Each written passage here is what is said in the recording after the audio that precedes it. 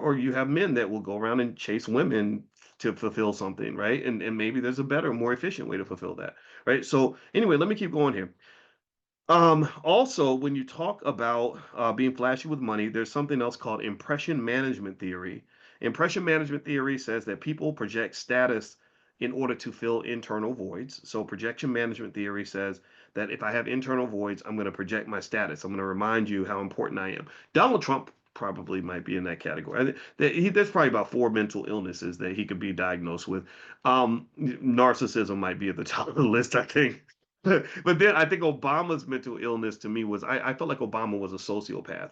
Not in the violent way, not like psycho, like but sociopaths, from what I understand, I'm not an expert, I have to ask my wife about this, but what sociopaths can do is they can just lie to your face and then not even feel guilty about it. And I almost feel like a lot of politicians will have to be sociopaths. And why do I say that about Barack? Well, because one of the things I remember when I would talk to, I live in Chicago. So I get to hear a lot of the Barack Obama stories before they became Barack and Michelle. I remember hearing about Barack and Michelle back, in the early 2000s when they were like, oh yeah, this important power couple. And my wife met Michelle when she was at University of Chicago, and Michelle worked at University of Chicago.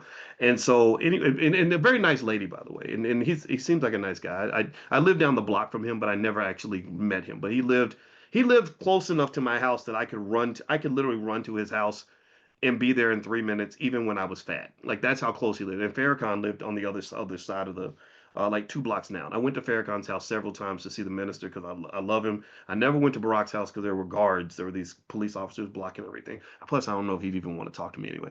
But anyway, with Barack, it's like one of the stories I would hear consistently is people would say they would either love him, like, oh my God, what a great guy, blah blah blah, or they hated his guts. And the people that hated him would say something like, yeah, he promised me he was going to do blank, blank, blank.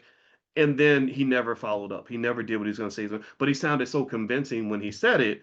And I was thinking, oh yeah, that's because politicians have to lie, and I think that they have to lie because we want to elect liars. I really believe that. We rather elect people that say what we want to hear than people that tell the truth. So the truth would be, look, I can't do this for you because I can't do everything for everybody all the time. But the reality is that in order for them to get elected at a high level, sometimes they have to play that crazy game. That's why I would never be a good politician. So that's why I put the little false diagnosis of sociopath, because I think that there's something special about people that can just say, "Hey, yeah, I'm going to do that. Yeah, I'll be there next Tuesday. I promise you," and then not follow through at all, right? And so I think most politicians are probably in the sociopath category. To be honest with you, I think you have to be in America.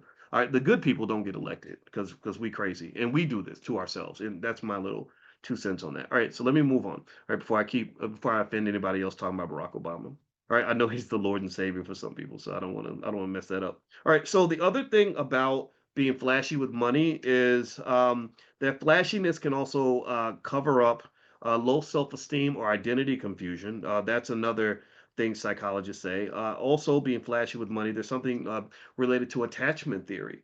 And attachment theory says that people seek connection through admiration instead of authenticity. So they will do something to make you admire them, and that's their way of connecting with you as opposed to just being who they are, maybe because they don't feel like who they are is enough.